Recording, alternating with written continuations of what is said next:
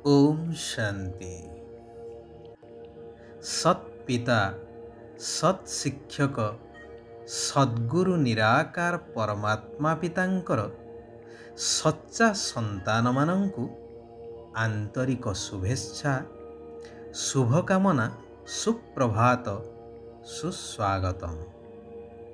निराकार पिता एबे सारा दुनिया को गोटिए जन्म नुहे परंतु 21 जन्म पाई पांच विकार रूपी माया रावणर जंजीररु मुक्त करिबा पाई आसिछंती, जाहाकु कुहा जाए 21 कुल उद्धार।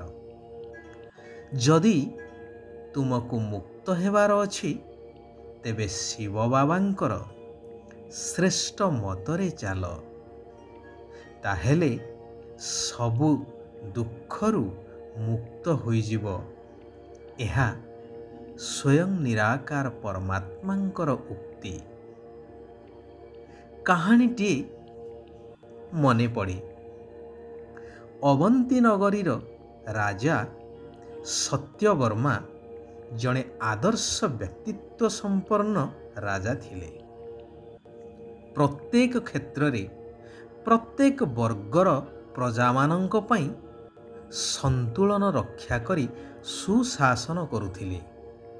प्रजामानंकु निजर संतान बा परिवार वर्ग रूपरे देखुथिले।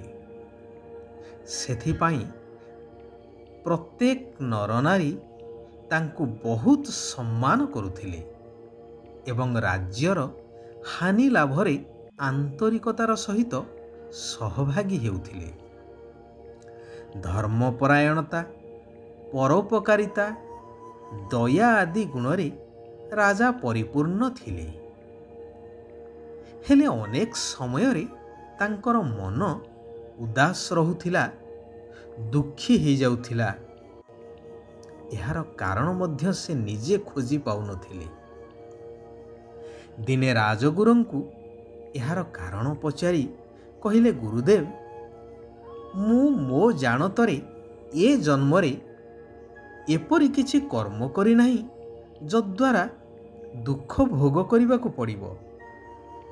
आपणक परामर्श मुताबक मु शासन मध्य करुछि, प्रजामानंकर कौनसी अनिष्ट घटिला भली कार्य करू नाही।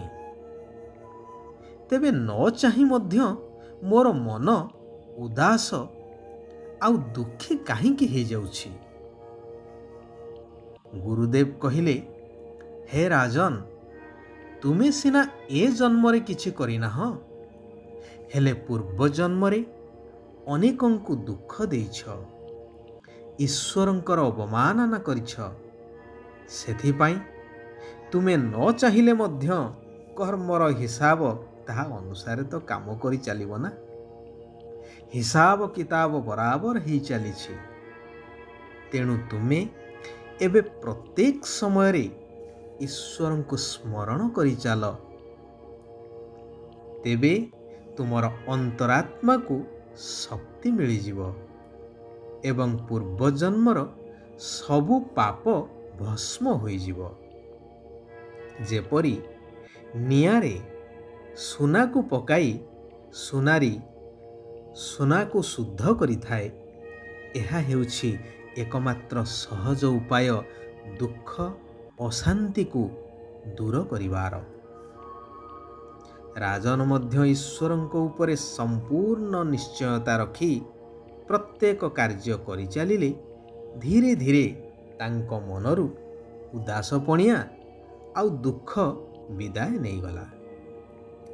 राजा सदैव खुशी आनंदर अनुभव करिबाकु लागिले एवं प्रजामानंकु मध्य कहि चलिले कि प्रभुंकु स्मरण कर, कर्म करि चाल, तेबे सबु दुख ठारु मुक्त हेइ जिवो। भगवान हेउछन्ति सर्वशक्तिमान, सर्वगुण सर्वशक्तिर सागर, शक्तिर उत्स जेपरि पावर हाउस।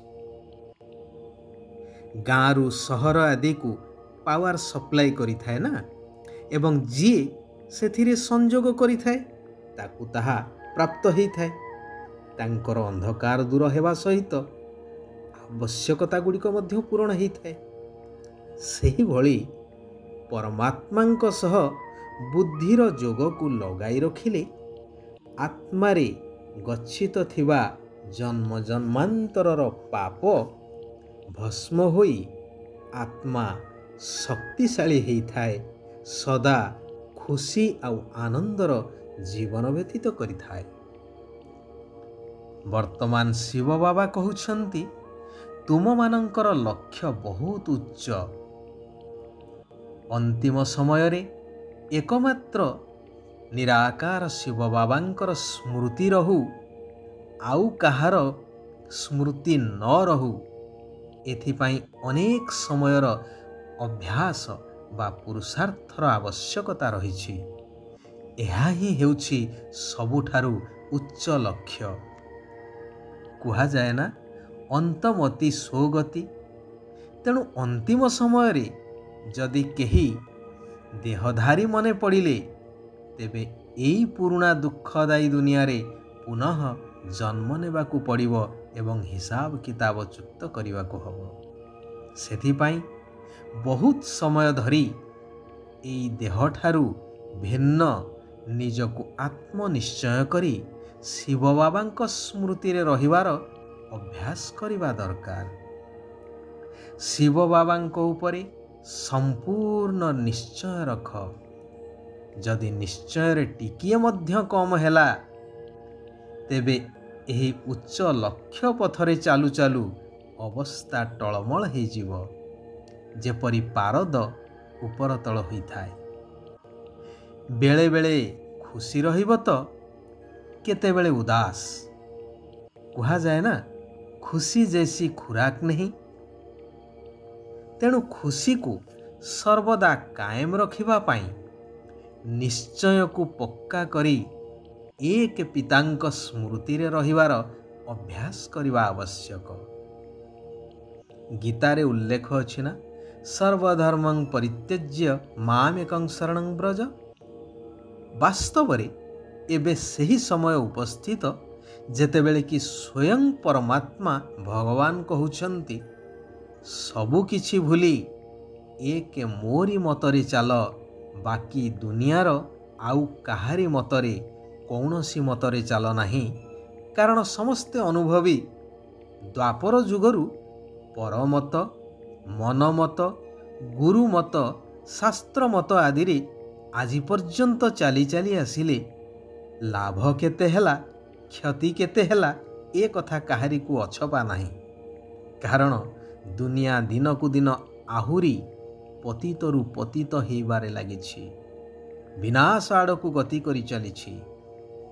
ତେଣୁ ମୋରି ଶରଣାପନ୍ନ ହୁଅ, ଅର୍ଥାତ୍ ଏକ ମୋରି ମତରେ ଚାଲ, ତେବେ ଜୀବନ ମୁକ୍ତିକୁ ପ୍ରାପ୍ତ କରିପାରିବ। ନିଜର ତଥା ଅନ୍ୟମାନଙ୍କର ଉନ୍ନତି ହେଇ ଚାଲିବ। ବାବା କହୁଛନ୍ତି, ସତ୍ୟତାର ସାହସ ଦ୍ୱାରା ବିଶ୍ୱାସର ପାତ୍ର ହେଉଥିବା ବାବା ତଥା ପରିବାରର ଅର୍ଥାତ୍ ଈଶ୍ୱରୀୟ ପରିବାରର ସ୍ନେହର ପାତ୍ର ହୁଅ। କୁହାଯାଏ ନା, ବିଶ୍ୱାସ ମୂଳେ ଏ ଜଗତ। ବିଶ୍ୱାସର ଆଧାର ହେଉଛି ସତ୍ୟତା। ଯଦି ଆନ୍ତରିକ ଏବଂ ବୌଦ୍ଧିକ ହିସାବରେ ସଚ୍ଚୋଟ ହେଇଥିବ, ତେବେ ତାଙ୍କ ଉପରେ ଶିବ ବାବାଙ୍କର ଏବଂ ଈଶ୍ୱରୀୟ ପରିବାରର ସ୍ୱତଃ ହିଁ ସ୍ନେହ ଏବଂ ବିଶ୍ୱାସ ରହିଥାଏ। ଆଉ ବିଶ୍ୱାସ ଯେଉଁଠି, ସଫଳତା ବା ଅଧିକାର ମଧ୍ୟ ସେଇଠି। ସବୁଠାରୁ ଅଧିକ ଧନବାନ ତାଙ୍କୁ କୁହାଯିବ ଯାହାଙ୍କ ପାଖରେ ଶାନ୍ତି ଏବଂ ପବିତ୍ରତା ରୂପୀ ସମ୍ପତ୍ତି ଥିବ। ଆଚ୍ଛା, ଆଜି ପାଇଁ ଏଇଠାରେ ଆମେମାନେ ବିରାମ ନେବା। ପୁନଃ ସେହି କଲ୍ୟାଣକାରୀ ପରମାତ୍ମାଙ୍କର ଅମୂଲ୍ୟ ମହାବାକ୍ୟକୁ ଦୈନିକ ଆମେ ଶ୍ରବଣ କରିବା, ନିଜ ଜୀବନରେ ଧାରଣ କରିବା ନିଜେ ପରିବର୍ତ୍ତନ ହେବା ସହିତ ସାରା ବିଶ୍ୱକୁ ସ୍ୱର୍ଗରେ ପରିବର୍ତ୍ତନ କରିବାର ଶ୍ରେଷ୍ଠ କାର୍ଯ୍ୟ କରିଚାଲିବା। ସାରା ବିଶ୍ୱର ଆତ୍ମାମାନଙ୍କର କଲ୍ୟାଣ ହେଉ, ସମସ୍ତେ ସୁଖ ଆଉ ଶାନ୍ତିର ଅନୁଭବ କରନ୍ତୁ। ଓମ୍ ଶାନ୍ତି।